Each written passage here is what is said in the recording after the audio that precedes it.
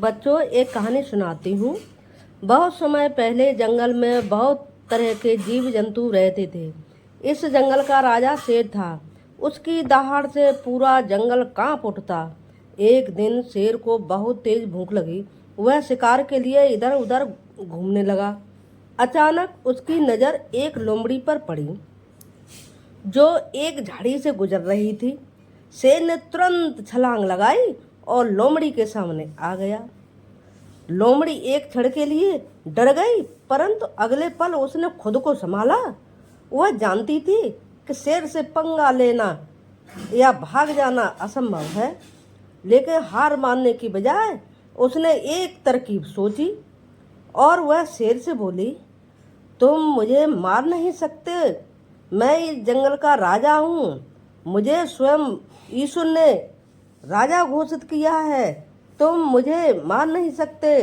तुम्हारे पास इतनी शक्ति नहीं है कि मुझे जैसे महान प्राणी को नुकसान पहुंचा सको।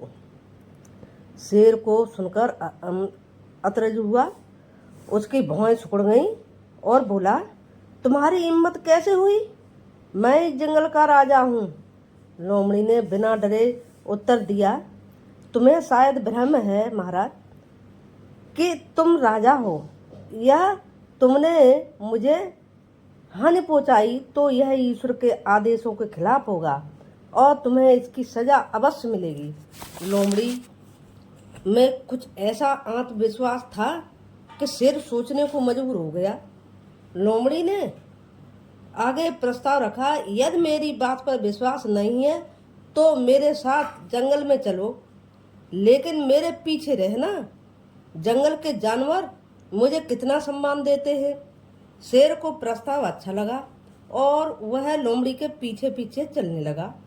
लोमड़ी बड़े आत्मविश्वास से जंगल के रास्तों पर आगे आगे चल रही थी और शेर थोड़ी दूरी पर उसके पीछे पीछे।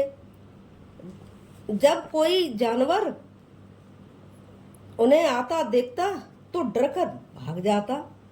शेर यह देखकर बहुत प्रभावित हुआ।